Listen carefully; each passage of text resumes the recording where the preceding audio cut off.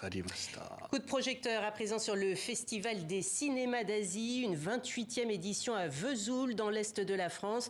Le FICA, c'est 84 films venus de 26 pays, une compétition en 2 temps, fiction, documentaire, et puis un hommage rendu cette année à Koji Fukada, notre invité, réalisateur japonais, l'un des plus innovants de ce 21e siècle, à qui sera remis d'ailleurs dès l'ouverture du festival un cycle d'or d'honneur. Bonjour Koji Fukada, nous sommes ravis de vous avoir sur notre plateau de TV5 Monde. Alors être ainsi récompensé pour l'ensemble de votre œuvre, une dizaine de films au total, à tout juste 42 ans, cela vous inspire quoi? Je suis évidemment très heureux.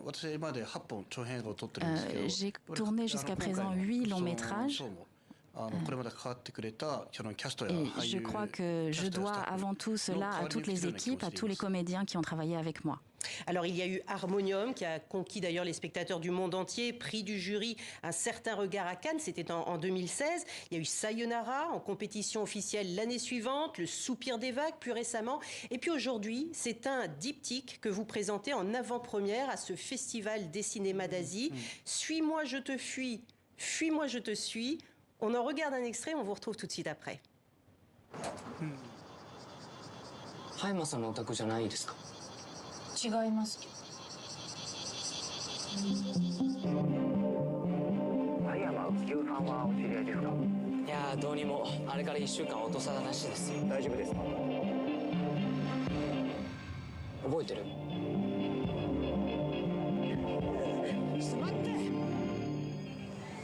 Koji Fukada, quel est donc ce film en 2 temps, donc 2 films avec des titres très proches? À l'origine, c'est un manga japonais que j'ai lu dans les années 2000. Au départ, j'en ai fait une série télévisée de 10 épisodes et nous avons remonté ces 10 épisodes pour en faire un film. Et alors vous allez présenter ce film au FICA. Le fait que vos films, de manière générale, soient adoubés, soient appréciés par la critique française et plus largement par le cinéma européen via ces grands festivals, est-ce que cela modifie également la perception de vos films au Japon par le public japonais?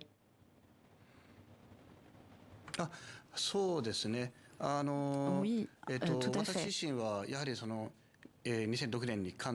Moi-même, ayant été à Cannes et ayant été récompensé à Cannes en 2006, je dirais que cette réputation me permet au Japon d'être aujourd'hui mieux connu du public japonais aussi. Évidemment. Et quel lien entretenez-vous avec le cinéma français? J'ai lu lorsque j'ai préparé cette interview que la nouvelle vague vous a longtemps fasciné. Il y a eu Truffaut, Godard, Éric Rohmer également.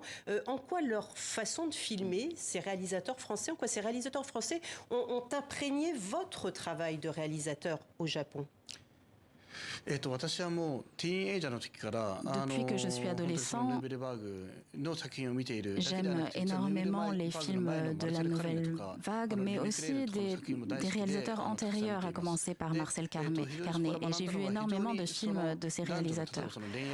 Je trouve que leur façon de décrire les relations entre les hommes et les femmes, ou encore la façon dont ils vont réaliser des mélodrames, leur philosophie, ce sont autant d'éléments qui m'ont vraiment inspiré et que j'ai reçus du cinéma français. Par exemple, dans Au revoir l'été, on y voit une vraie marque d'Éric Rohmer, une action très lente, des dialogues posés, des plans composés un petit peu comme des tableaux. On retrouve cette patte d'Éric Rohmer dans votre façon de réaliser le film.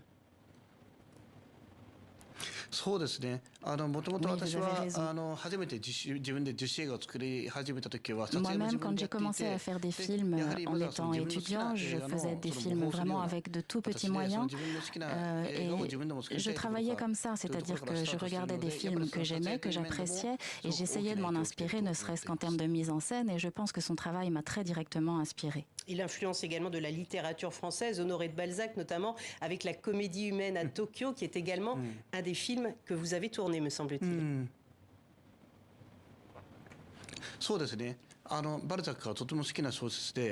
Oui, tout à fait. Honoré de Balzac est un écrivain que j'aime beaucoup.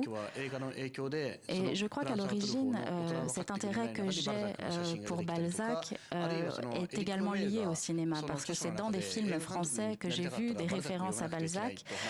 Et en voyant ces films, je me suis dit, il faut peut-être finalement que je m'intéresse aussi à la littérature française, que je m'intéresse aussi à Balzac. Et je crois que tout cela, c'est également le cinéma et le cinéma français qui me l'a donné. Il nous reste une minute. Je vais vous poser une question un petit peu plus large. Comment se porte le cinéma au Japon? Vous-même, vous êtes un réalisateur indépendant. Cela veut dire quoi au Japon? C'est un choix que vous avez fait de ne pas vouloir intégrer les grosses productions nippones?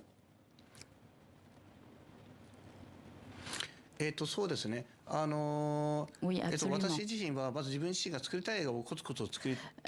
qui est important pour moi, c'est vraiment que je puisse faire les films qui me plaisent, des films que je puisse aimer moi-même. Je n'ai pas d'ambition commerciale à proprement parler.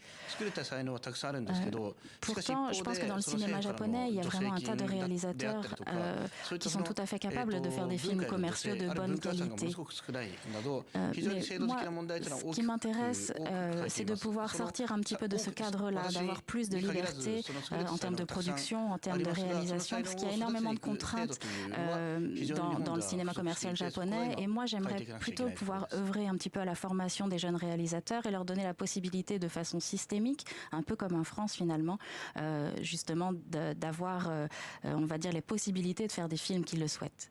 Merci beaucoup. Il y a toujours un petit décalage avec la traduction. Merci beaucoup, Koji Fukada, d'avoir été avec nous. On a été ravis de vous recevoir donc en amont de ce Festival international des cinémas d'Asie de Vesoul, un festival qui se tient comme chaque année maintenant depuis plus de 28 ans, du 1er au 8 février prochain, donc dans l'Est de la France. Merci beaucoup, monsieur. Merci à vous d'avoir suivi ce journal et bonne suite de programme.